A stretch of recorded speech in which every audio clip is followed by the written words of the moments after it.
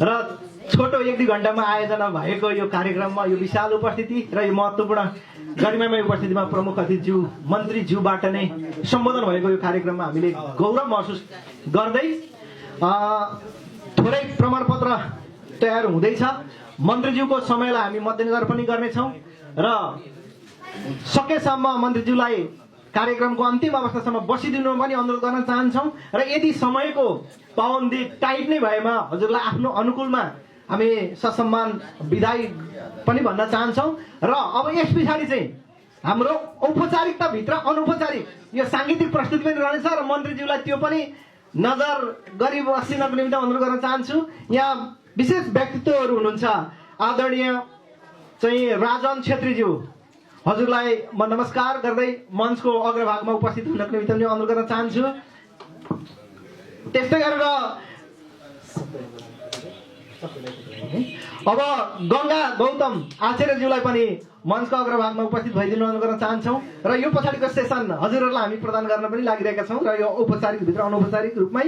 त्यस्तै गरेर सुशील भट्टराईज्यूलाई पनि म मञ्चमा उपस्थित भइदिनु अनुरोध गर्न चाहन्छु।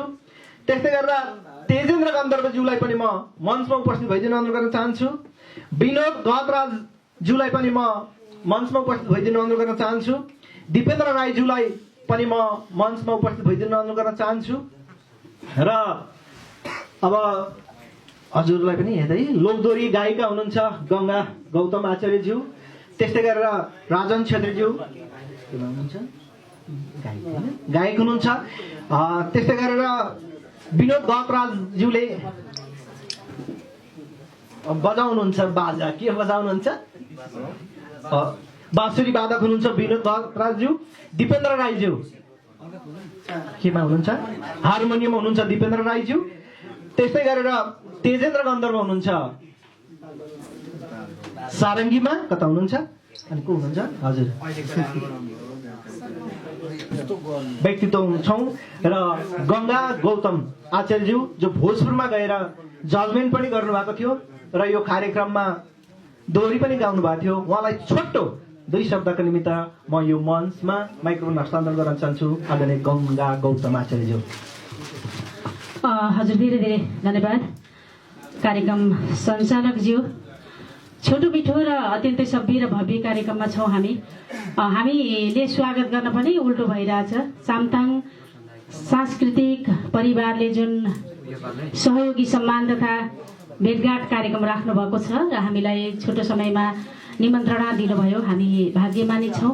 यस गरिमामय कार्यक्रमका सभाध्यक्ष सामथाङ सांस्कृतिक समूहका अध्यक्षज्यू, त्यस्तै हामीसँग प्रमुख अतिथिको रूपमा कोशी प्रदेशका उद्योग व्यापार र सहकारी हो सर, उद्योग कृषि र सहकारी मन्त्रीज्यू र मन्त्रालयबाट आउनुहुने आदरणीय व्यक्तित्वहरू र चामथाङ सांस्कृतिक परिवार जसले लोक संस्कृति जगेर्नाको निमित्त यति राम्रो कार्यक्रम गर्नुभएको छ त्यो शब्दमा अभिव्यक्त गर्न सकिँदैन।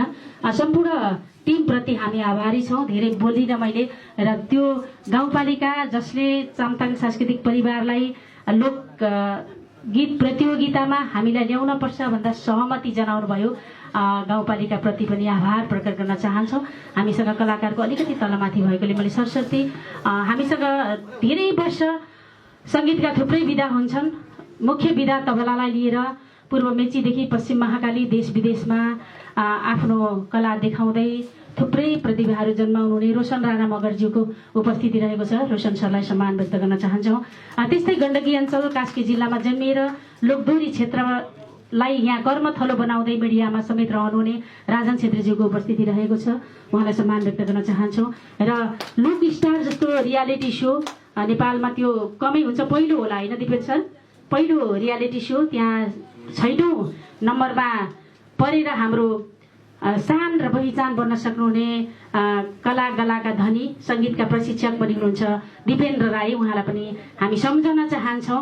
त्यस्तै हामीसँग हुनुहुन्छ बाँसुरी, यो त अहिले बजाउनलाई गाह्रो पनि छ, विद्यार्थीहरू पनि उत्पादन कम छन्। विनोद पूर्वेली हुनुहुन्छ। विनोद गहतराजज्यूलाई अहिले मिठो धुन पनि सुनाउनु हुनेछ। ढाका टोपी टक्क ढल्काएर पूर्वेली ठिटो आउनुभएको छ। अहिले सङ्गीतका विधा सबैलाई सम्हाल्दै कम्पोज एरेन्जमा चाहिँ पोख्त भएर लाग्नु भएको छ। सुशील भट्टराईज्यूलाई पनि सम्झन चाहन्छौँ।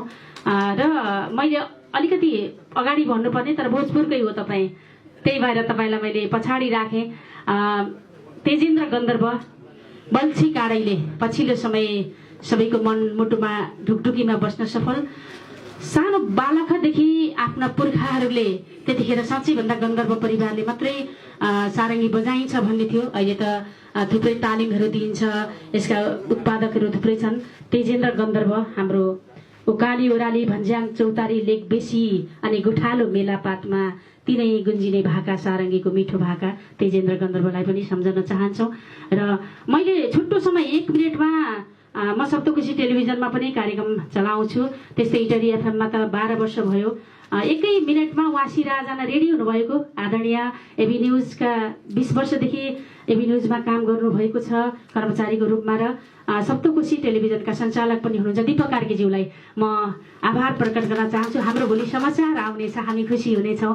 हाम्रा यी अनुहारहरू चाहिँ कैद हुनेछन्, टेलिभिजनभित्र देखिनेछौँ, यो पनि हाम्रो लागि खुसीको कुरा हो भन्दै हाम्रो क्यामराम्यान भाइ हुनुहुन्छ सागर सम्पूर्णलाई धन्यवाद दिँदै हामीले छोटो समय भयो सुशील भाइ चामताङ सांस्कृतिक समूहका अध्यक्ष र आजका प्रमुख अतिथि हामी भाग्यमानी छौँ कोशी प्रदेशका मन्त्रीज्यूलाई हामीले सानो खादा उडाएर सम्मान गर्ने कार्यक्रम राखेका छौँ। यो हाम्रो सम्पूर्ण टिमको तर्फबाट हो। यो सानो सम्मानलाई स्वीकार गरिदिनु होला रामकुमार दर्लामी सर, होइन यति खट्नु भएको छ। पछि सारङ्गी र बाँसुरीका धुनहरूसँगै हाम्रै आँगन मजेरीमा भाका डुल्नुपर्छ, सिर्जनाका फुलहरू सधैँ फुल्नुपर्छ।